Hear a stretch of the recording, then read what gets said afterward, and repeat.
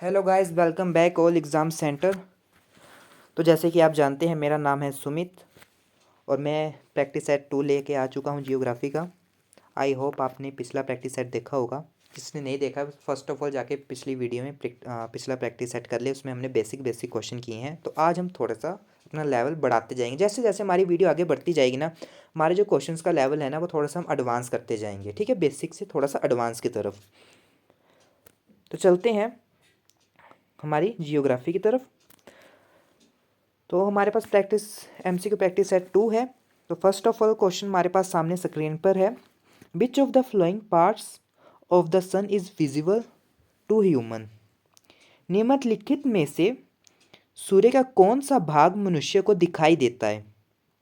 जो आप सन को अपनी आंखों से देखते हो डेली, वो आपको कौन सा हिस्सा दिखाई देता है। तो फर्स्ट ऑफ ऑल हमारी ऑप्शन है फोटोस्फीयर, कोरोना, क्रोमोस्फीयर और कोर।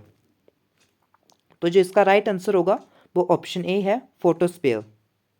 जो आप अपनी आंखों से सूरज को देखते हो येलोश कलर का, वो आपका फोटोस्फीयर्स है। अब आने वाली हम जब सन स्टडी करेंगे हमारे वीडियोज़ में, तो मैं आपको बताऊंगा कि 4 से 5 टाइप के हमारे पास सन में लेयर्स होती हैं। तो ये टेक्निकली ये सभी की सभी यहाँ पे जितनी आप ऑप्शन देख रहे हो ना, photosphere, corona, chromosphere and core, ये हमारे चारों के चारों पार्ट्स हमारे सन में ही हैं जो होते हैं। तो इसमें से एक फोटोस्फीयर है जो हमें आंखों से दिखता है। ओके। तो सेकंड क्वेश्चन हमारे पास है, which of the flowing part of the sun is visible at the time of the eclipse. अब एपिलिक्स आपका क्या होता है, ग्रहण। ग्रहण के समय सूरज का निम्नलिखित में से कौन सा भाग दिखाई देता है। जब आपका ग्रहण लगता है तब जो जैसा हमें हमारा सन दिखता है, तो वो कौन सा हिस्सा है। अब देखो, नॉर्मल में आपका दिखता है हमारा फोटोस्फीयर। हाँ, फोटोस्फीयर ही है ना। हाँ, फोटोस्फीयर है हमारा जो नॉर्मल में हमें दिखता है। पर जब ग्रहण लगता है हमारा, तब हमें कौन सा पार्ट दिखता है। तो देखिए, आपके पास ऑप्शन है फोटोस्फीयर, कोरोना, क्रोमोस्फीयर और कोर। तो इसका जो राइट आंसर है ऑप्शन बी, कोरोना। ये कोरोना कोविड वाला नहीं है, हमारे सन के एक बाहर की लेयर होती है, उसका नाम होता है कोरोना। तो जब भी ग्रहण लगता है तब हमें फोटोस्फीयर ना दिखकर कोरोना दिखता है हमेशा सन में। ओके, नेक्स्ट देखते हैं, which is the deepest point from the sea level of the earth. अब देखो, थोड़े से हम ओशिनियोग्राफी की स्टडी में आए हैं। ये ओशिनियोग्राफी के रिगार्डिंग क्वेश्चन है। सी आ गया, सी के रिगार्डिंग, रिवर के रिगार्डिंग, लेक वगैरह जितने भी होते हैं ये ओशिनियोग्राफी के अंडर आते हैं। और कॉस्मोलॉजी के अंडर आती है स्टडी ऑफ यूनिवर्स। और ओशिनियोग्राफी के अंदर अंदर आती है हमारी study of ocean, lakes, water, reefs etcetera. Okay, मैंने कहा था आपको, जैसे हमारी अगली अगली वीडियो बढ़ती जाएगी, हमारा क्वेश्चंस का लेवल भी हाई होते जाएगा, एडवांस की तरफ बढ़ता जाएगा। पृथ्वी पर समुद्र तल से सबसे गहरा बिंदु कौन सा है। तो आपके पास फर्स्ट ऑप्शन है North Channel, Pacific Ocean, Mariana Trench and Red Sea. उत्तरी चैनल, प्रशांत महासागर, मारियाना ट्रेच एंड लाल सागर। तो इसका जो राइट आंसर है वो हमारा ऑप्शन सी है, मरियाना ट्रेच। तो इसकी हाइट हमारे पास कितनी है। तो इसकी हाइट हमारे पास अराउंड, आप भी एक बार क्रॉस चेक कर लीजिएगा इसे, 11,132 मीटर है। ये डीप है, ऊपर को नहीं, नीचे है। एक समुद्र का हिस्सा जो सबसे ज़्यादा गहरा है। और ये किस साइड है, हमारे ईस्ट साइड है ये हमारे। अगर आप मैप में देखोगे, वर्ल्ड मैप में, सपोज कर लीजिए ये हमारा वर्ल्ड मैप है, यहाँ पे सारी कंट्रीज आ गई, तो ये बिल्कुल इस साइड आएगा आपका। यहाँ पे फिलीपींस कंट्री आएगी। फिलीपींस आप जानते हैं काफ़ी सारे टापू उसको मिला के बना है हमारा फिलीपींस, ईस्ट की तरफ है। तो इसके लास्ट की बिल्कुल अगर आप सीधा देखोगे तो मरियाना ट्रेच होगा, और जिसकी कितनी डीप है हमारी, 11,132 मीटर। इसे आप जरूर क्रॉस चेक कर लीजिएगा। और सबसे, अगर मैं हाईएस्ट माउंटेन की बात करूं, ये सबसे गहरा है और सबसे ऊंचा। अब ऊंचा क्या होगा, ऊंचा सिंपल सी बात है, एक ज़मीन का टुकड़ा होगा लिथोस्फीयर में। अब लिथोस्फीयर क्या होती है हमारी, जिस लिथोस्फीयर होती है हमारी स्टडी, जो हमारी ज़मीन की स्टडी होती है उसको हम कहते हैं लिथोस्फीयर। अब ज़मीन क्या है, हमारे कॉन्टिनेंट हमारा ज़मीन का हिस्सा है, पेड़ पौधे हमारे एक ज़मीन का हिस्सा है, तो वो लिथोस्फीयर के अंदर आ गया। अगर मैं बात करूँ सबसे हाईएस्ट हमारे पास माउंटेन कौन सा होगा, अब हाईएस्ट बोला है तो सिंपल सी बात है, मिट्टी का एक ढेर ही होगा, माउंटेन होगा या रॉक का ढेर होगा, तो वो हमारे पास है माउंट एवरेस्ट। और उसकी कितनी हाइट है, वो ऊपर को है, उसकी हाइट है 8,850 मीटर्स। अब देखिए 50, अब आप बोलोगे 48, देखो अगर ऑप्शन में 48 आता है और 50 भी आता है तब आपका 48 होगा। वैसे रिसेंटली ये 50 डिक्लेयर कर दिया गया है, पर कभी कभार एग्जामिनर 50 ना डालकर 48 को डालता है, तो आप 48 भी बोल सकते हैं। 8,848 मीटर हमारी हाइट है माउंट एवरेस्ट की। और अगर ग्राउंड लेवल में बात करूँ सी में, तो मरियाना ट्रेंच की हमारे पास रहेगा, कितना डीपेस्ट पॉइंट है 11,132 मीटर। अंडरस्टैंड। फोर्थ क्वेश्चन देखते हैं हम। But is the time taken by the light of the sun to reach the earth. सूर्य की रोशनी को पृथ्वी तक पहुंचने में कितना समय लगता है। तो फर्स्ट ऑप्शन है आपके पास 8 minute, 9 minute, 7 minute 16 second, 8 minute 20 second. तो इसका जो राइट आंसर है बड़ा कॉमन सा क्वेश्चन है जो आपको सबको पता होगा, 8 मिनट 20 सेकेंड, डी ऑप्शन। अब कईयों के मन में क्वेश्चन उठ रहा होगा, क्या 8 मिनट 18 सेकेंड नहीं होता है। तो जी हाँ, बिल्कुल नहीं होता है। अगर आप ऑप्शन में अगर आता है आपको 8 मिनट और 18 सेकेंड या 8 मिनट 20 सेकेंड, तो आपका राइट आंसर 8 मिनट 20 सेकेंड ही होगा हमेशा। 18 सेकेंड हमेशा गलत होगा, 20 सेकेंड होते हैं जो हमें टाइम लगता है सन से लैंड तक पहुंचने में, ज़मीन तक पहुंचने में, हमारी पृथ्वी तक। क्वेश्चन नंबर 5 देखते हैं। Which of the following is the largest planet of the solar system according to the size. देखो अब यहाँ पे साइज वाइज पूछा है, आपका सबसे बड़ा आकार के अनुसार निम्नलिखित में से कौन सा सौर मंडल का सबसे बड़ा ग्रह है, आकार के साइज के अकॉर्डिंग। तो ऑप्शन 1 है आपके पास जुपिटर यानी Brihaspati, Saturn Shani, Neptune Neptune और यूरेनस यूरेनस। तो जो आपका इसका राइट आंसर होगा, क्वेश्चन नंबर 5 का आपका राइट आंसर है जुपिटर यानी बृहस्पति। अब देखो यहाँ पे साइज वाइज पूछा है, सबसे बड़ा जुपिटर है। अब मैंने आपको पिछली वीडियो में करवाया था हमारे सीक्वेंस वाइज में कैसे चलते हैं, mercury, Venus, earth, Mars, Jupiter, Saturn, Uranus and Neptune. अब साइज वाइज देखो हम कितना हमारे कैसे चलते हैं, देखिए बड़े सिंपल है। फर्स्ट ऑफ ऑल ये चारों का सीक्वेंस सेम रहेगा। सबसे पहले आ जाता है आपका Jupiter, Saturn, Uranus and Neptune. ये लास्ट के जो चार हैं हमारे वो बिल्कुल सेम एट इज वैसे ही आगे हैं हमारे, हूबहू वैसे ही आगे हैं। Jupiter, Saturn, Uranus and Neptune, इनमें कोई बदलाव नहीं होगा, पर जो फर्स्ट के हमारे चार होंगे इनमें चेंज आ जाएगा, ठीक है। ये वैसे ही होंगे, इनमें चेंज आएगा आगे वाले में। उसके बाद हमारे आ जाते अर्थ। अर्थ हमारा फिफ्थ लार्जेस्ट प्लैनेट है साइज वाइज, 5th नंबर पर आता है। और डिस्टेंस में आता है हमारा 3rd नंबर पर अर्थ, ठीक है। उसके बाद आता है हमारा वीनस, मार्स और मर्क्यूरी, ओके। तो नेक्स्ट क्वेश्चन देखते हैं, question number 6। Which of the following planet in the solar system take away the shortest revolution.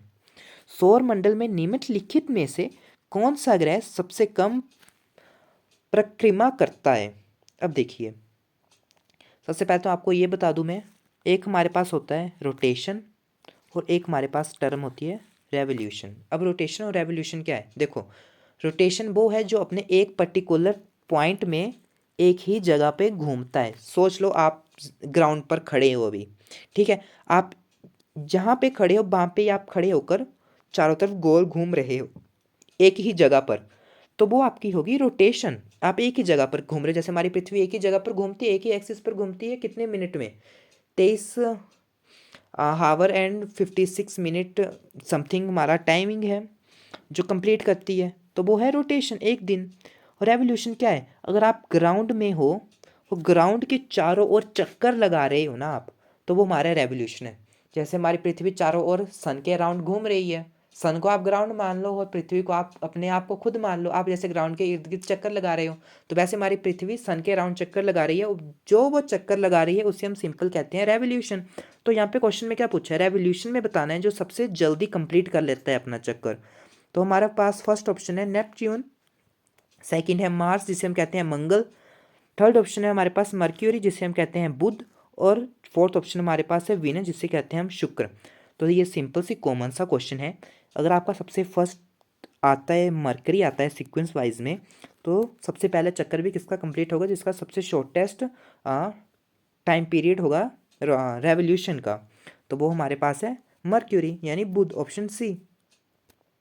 तो अगला क्वेश्चन देखते हैं, question number 7, find the Jovian planet among the flowing. निम्नलिखित में से जोवियन ग्रह खोजें। अब जोवियन ग्रह कौन से हैं, मैंने आपको प्रीवियस वीडियो में ये करवाया है। आपके देखो दो टाइप के होते हैं, इनर मोस्ट प्लैनेट और आउटर मोस्ट प्लैनेट, ठीक है। अब जो आउटर मोस्ट प्लैनेट होते हैं उन्हें हम कहते हैं जोवियन प्लैनेट, और जो इनर मोस्ट प्लैनेट हैं हमारे, वो कौन से हैं, रॉक प्लैनेट के नाम से भी जानते हैं, इनर प्लैनेट के नाम से भी। अब जो बाकी के चार लास्ट के बच के, वो Jovian planet, outer most planet और गैसियस प्लैनेट, या फिर आइस जैंड प्लैनेट के नाम से, इन चार नाम से उनको जाना जाता है। ओके, तो यहाँ पे जोवियन है। अगर आपने प्रीवियस वीडियो देखी होगी तो आपको पता होगा इनर मोस्ट हमारे पास प्लैनेट कौन से हैं, हमारे पास मार्स आ गया, अर्थ आ गया और वीनस आ गया। तो सिंपल सी बात है, इनर मोस्ट है तो ये तो आंसर नहीं होगा, तो कौन सा बचा, यूरेनस बचा। तो इसका राइट आंसर है option D, Uranus. Question number 8 आ गया हमारा, विच planet in the solar system has the highest density. माफ़ी चाहूँगा कि मैंने यहाँ पे हाईएस्ट की जगह हैवीएस्ट बोलती है, हैवीएस्ट तो भारी हो गया, हाईएस्ट डेंसिटी। सौर मंडल में किस ग्रह का घनत्व सबसे अधिक है। अब देखो डेंसिटी कैसे, अब डेंसिटी को अगर मैं आपको सिंपल भाषा में कहूँ, डेंसिटी किसी आप एक जगह की देख सकते हो। अगर आपको बॉल्स की सपोज करो आप शॉप में जाते हो, आप एक डब्बा खरीदते हो जिसमें बुक्स हैं, तो आप बुक्स की डेंसिटी बताओगे कि उसके अंदर कितनी बुक्स हैं, एक पर्टिकुलर नंबर तो होगा, ठीक है। तो जितनी वो बुक्स का नंबर होगा वही आपकी डेंसिटी होगी। जैसे हम पॉपुलेशन देख लें, अब हमारी इंडिया की पॉपुलेशन की डेंसिटी कितनी है, 140 मिलियन है, ठीक है। 140 मिलियन हमारी पॉपुलेशन, तो वो डेंसिटी है। तो यहाँ पे डेंसिटी की बात की गई है। अगर आप ध्यान से ऑप्शंस को देखेंगे, अर्थ में क्या डेंसिटी क्या है, हम खुद रहते हैं, पॉपुलेशन एक डेंसिटी होगी, ठीक है। बाकी पेड़ पौधे हो गए, बाकी काफ़ी सारी चीज़ें होगी।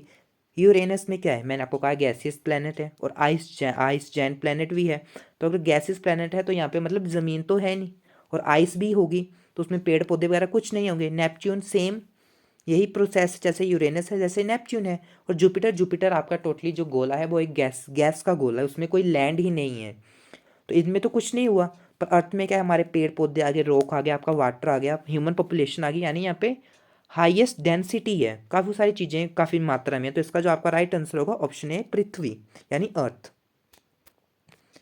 क्वेश्चन नंबर 9 देखते हैं हम, which planet in our solar system is none of it prominent ring. हमारे सौर मंडल में कौन सा ग्रह अपने प्रमुख छल्लों के लिए जाना जाता है। देखो छल्ले, आपने जैसे आप घर की चाबी के लिए छल्ला सा लेते हो, लॉकेट सा लेते हो, उसमें क्या है छल्ला, उसे क्यों बोला जाता है। सबसे पहले तो देखो क्यों, उसमें एक आप किसी भी डिज़ाइन का स्टिकर सा ले लो, या कोई वुड का होता है, तो वुड के कारण या फिर जो उसमें बना होता है उसके कारण उसे छल्ला नहीं बोला जाता है। उसे क्यों बोला जाता है, जो उसमें गोल सा लोहे का एक सर्कल होता है जिसमें आप की को डालते हो, तो वो क्या एक टाइप की रिंग है, ठीक है। तो यहाँ पे अब क्या है, उस छल्ले को इसके साथ रिलेट करो। अब आपको ऐसा बताना है जिसमें हम छल्ले के नाम से जानते हैं। देखो अब यहाँ पे इंटरेस्टिंग हमारा क्वेश्चन का है, ऑप्शन 4 है हमारे पास, जुपिटर यानी बृहस्पति, सैटर्न यानी शनि, यूरेनस एंड नेपच्यून। अब टेक्निकली अगर आपको लगता होगा कि यूरेनस एंड नेपच्यून के छल्ले नहीं होते हैं तो आप गलत हो, रिंग्स उनकी भी होती है। रिंग्स एक्चुअली इन चारों की होती हैं, पर इनकी विजिबल्स नहीं हो पाती, तो विजिबल अकेली एक की होती है। तो जो आपका राइट आंसर है सैटर्न, सैटर्न की हमारे बड़ी अच्छी क्लियरली तरीके से हमें रिंग्स दिखती हैं, जबकि रिंग्स हमारे पास जुपिटर के पास भी है, अपनी बृहस्पति के पास भी हैं, यूरेनस एंड नेपच्यून के पास भी हैं, पर उनकी विजिबल नहीं होती अच्छे से। तो इसलिए इसका जो राइट आंसर होगा बी होगा, शनि यानी सैटर्न, जिसकी ईजिली विजिबल हो जाती हैं। क्वेश्चन नंबर 10 देखते हैं, which celestial body is concern a draft planet? किस खगोलीय पिंड को बोना ग्रह माना जाता है? अब मैंने आपको कल ही करवाया था सेलेस्टियल बॉडीज हमारी क्या होती हैं पिछली वीडियोस में, एमसीक्यू प्रैक्टिस सेट नंबर 1 में। अगर नहीं देखा तो मैं फिर से हाईली रिकमेंड करता हूँ कि आप पुरानी वीडियो जाके देखें, उसमें काफ़ी कुछ सीखने को है। हम बेसिक से एडवांस की तरफ बढ़ रहे हैं, तो आपका बेसिक जब तक क्लियर नहीं होगा, जैसे कहते हैं ना कि घर की अगर नींव मजबूत नहीं होगी तो घर जल्दी ढह जाता है, तो इसलिए नींव मजबूत होना ज़रूरी है। इसलिए आपका बेसिक सबसे पहले क्लियर होना ज़रूरी है, तब आपके एडवांस की तरफ जाने का फ़ायदा है। ठीक है, तो जिसने फर्स्ट वीडियो नहीं देखी है एमसीक्यू प्रैक्टिस सेट की, तो वो सबसे पहले फर्स्ट वीडियो देखें, उसके बाद सेकंड वीडियो में आए, मैं यही रिकमेंड करूँगा। तो यहाँ पे क्या सेलेस्टियल बॉडी बतानी है आपको ड्राफ्ट प्लैनेट की, बोना ग्रह। तो देखो ऑप्शन हमारे पास क्या है, मरकरी, बुध, प्लेटो, मार्स यानी मंगल, और वीनस यानी शुक्र। अब देखो आपको सिंपल पता है, प्लैनेट्स आपको पता है यहाँ पे कितने हमारे पास 3 प्लैनेट्स हैं। अब प्लूटो हमारा कोई प्लैनेट नहीं है, ये आपने बचपन से पढ़ा होगा। तो ये क्या है, हमारा एक ड्राफ्ट प्लैनेट है। और ये कब बना था हमारा ड्राफ्ट प्लैनेट? 2006 में, जब इंटरनेशनल मीटिंग की गई स्पेस की, तब 2006 में इसको प्लूटो को भी शामिल कर दिया गया लिस्ट में। और आपके लिए क्वेश्चन है, आपको ये बताना है कि ड्राफ्ट प्लैनेट में आखिर कितने हमारे प्लैनेट शामिल किए गए हैं, और ड्राफ्ट प्लैनेट कौन से प्लैनेट होते हैं। ये भी आपके लिए होमवर्क है आज की इस वीडियो में। तो जल्दी मिलते हैं हम अगली वीडियो में अगले कुछ एडवांस के क्वेश्चंस के साथ। तो धीरे धीरे हम जैसे आगे बढ़ते जाएंगे, हम स्टेटमेंट वाले क्वेश्चन भी लाएंगे। जैसे आपने एग्जाम देखा होगा, आपका एचएस हो गया, यूपीएससी हो गया, उसमें आखिर स्टेटमेंट के क्वेश्चन चलते हैं। अगर आप स्टेटमेंट के क्वेश्चन कर लेते हैं तो ये आप छोटे मोटे क्वेश्चन आपके बिल्कुल क्लियर हो जाते हैं। मैं वही कह रहा हूँ ना, हम बेसिक से एडवांस की तरफ जाएंगे। ठीक है, तो इसी के साथ इस वीडियो को यहीं ख़त्म करते हैं। Thank you.